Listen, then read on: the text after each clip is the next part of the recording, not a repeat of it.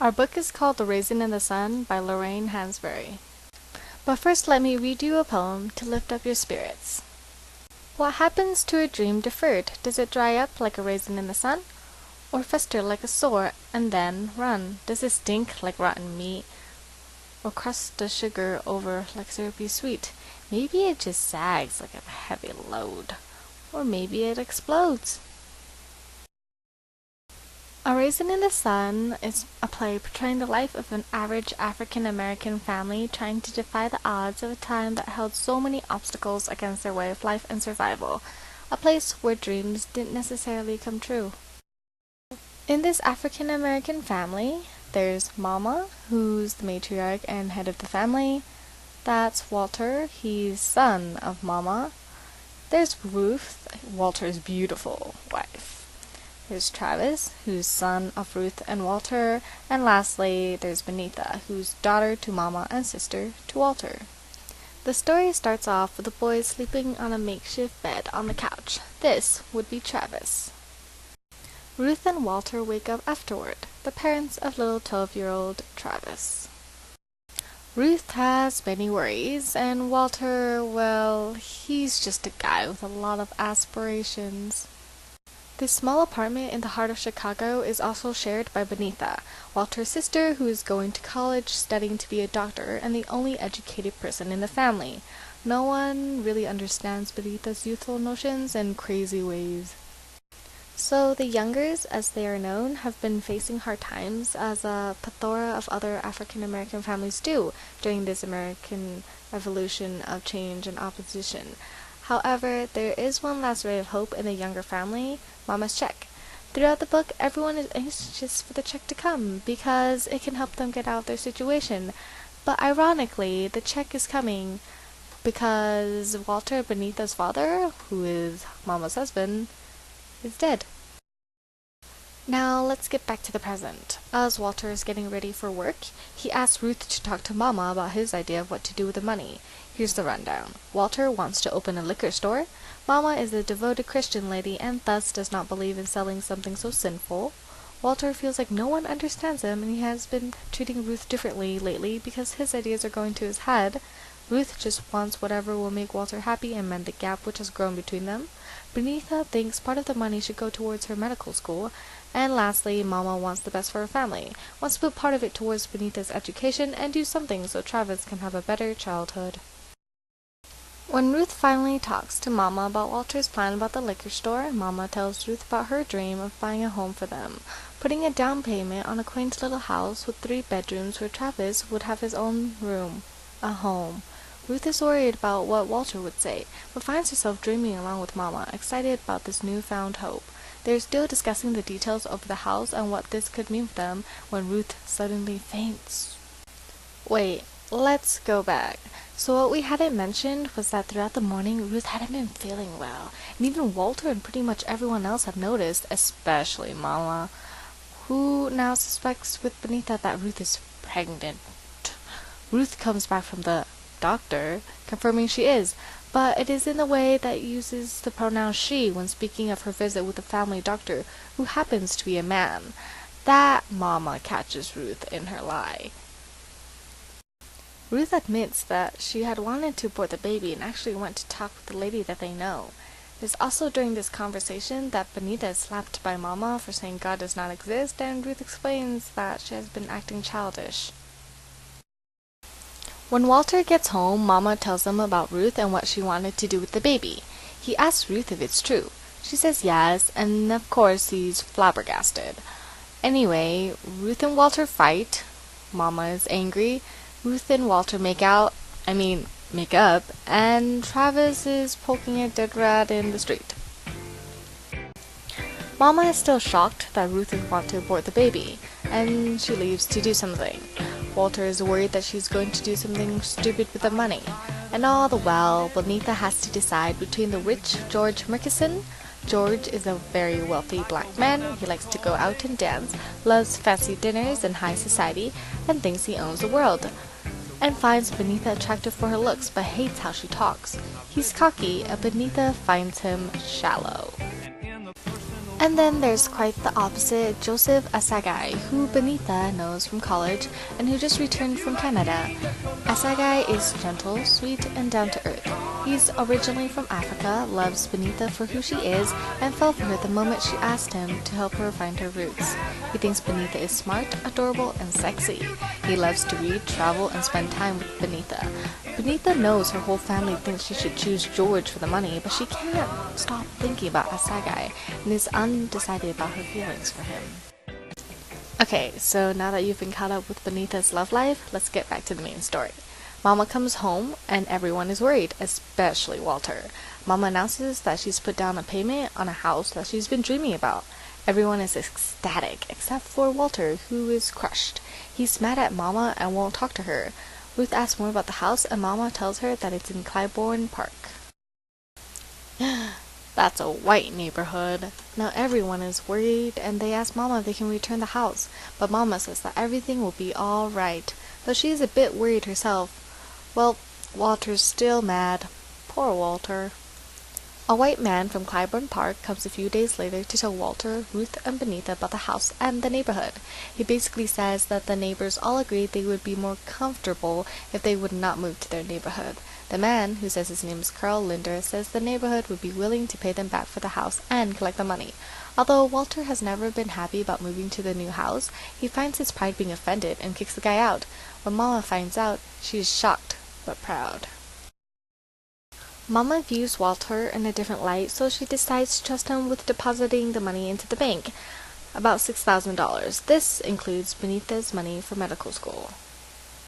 Unfortunately, Walter loses all the money because he trusts his stupid friends and naively gives them all the money, which includes his sister's college fund. The clerk leaves town, and the money is all gone. Mama and everyone in the house is furious, and of course Mama can't help but tackle Walter and beat him. She slaps him, and they try to pull her away from him. He goes in his room and comes up with a brilliant plan. He's going to call Mr. Winder and accept the money. Linder comes, and Mama tells Travis to watch his dad be a coward. Walter starts talking, but finds he can't do it, and instead tells him in inspiring words that they do not want his money, and actually called him to finalize that they're moving. Mama, Ruth, Travis, and even Benita are shocked and proud of Walter. And so our story ends with the Youngers finding sunlight to their dried-up raisin of a life, finally being able to move forward out of their decaying past and onto a fresh, brand-new present filled with shimmering dreams and sparkling futures. Oh, and I almost forgot to mention, Asagai proposes to Benita and she thinks about accepting, telling Mama. But, of course, Mama says no. Yeah, what a bummer. Our first theme was, dreams can elude one from what really matters, thus, the disillusionment of reality. In A Raisin in the Sun, many of the characters have many aspirations. Benita wants to be a doctor, Walter wants to have a business because he feels his life isn't going anywhere.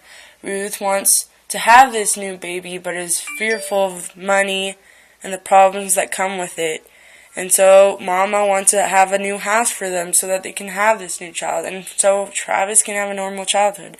So all these different dreams are kind of pulling and tugging this family apart. And what it takes them to realize in the end is that what happens to a lot of people, that we have these dreams and aspirations and we tend to make them part of our lives, but we forget what's in front of us and we don't see it until it's too late. And so luckily this family realizes that their dreams are really the same in the end and that they just want what's best for their family and for their livelihood. They just want to get out of this oppression that the race has put upon them in their life and poverty. And so that was one of the biggest themes in the book, the dreams of what it really means to have a dream and what the dream can do for you, but seeing that in the end, it's the people around you and what the life you're living right now that matters the most. Our next theme was racial identity enlightens and browns one's life. The Youngers are an African American family living in a 2-room apartment. They feel the effects their skin color is having on their lives throughout the book. And in a time, the 1960s, where their people are not at all equal, and the world a hard place for progress, there's little hope for the Youngers. Yet it is also in the struggles they face because of their race that they become enlightened, and find a greater initiative to defy the odds because their skin color poses such a challenge on their lives. Such as when Walter stands up to the guy who comes and says they can't move to the neighborhood, even though Walter didn't like the house at all and didn't want it at all. He stands up because he doesn't like the way that his people and him are being treated. And so Walter takes the initiative to do something. And so as you can see, the youngers don't ever take no for an answer. And it is in the obstacles of being an African American family in such a time that the youngers discover a greater determination to not only survive, but thrive. As you can see throughout the book that they have so many dreams and so many goals and aspirations that would have been impossible for people in their time, but no matter what, they still stick to those dreams. And they find that the pride of being who they are is more valuable than all the wealth in the world. Another one of our themes was, it is in true hardship that families find strength in one another. It's through the trials and errors that the youngers face that they find themselves and they find each other. And they find that they're a strong family and they become closer. And it's not just this family, but all families, if you look at it, that when tough times come, it's those people who are closest to you who keep you strong and who stay with you through it all. And it's tests like those that really show you who's going to be there for you and who really does care about you. And it's something that the youngers face throughout the whole book.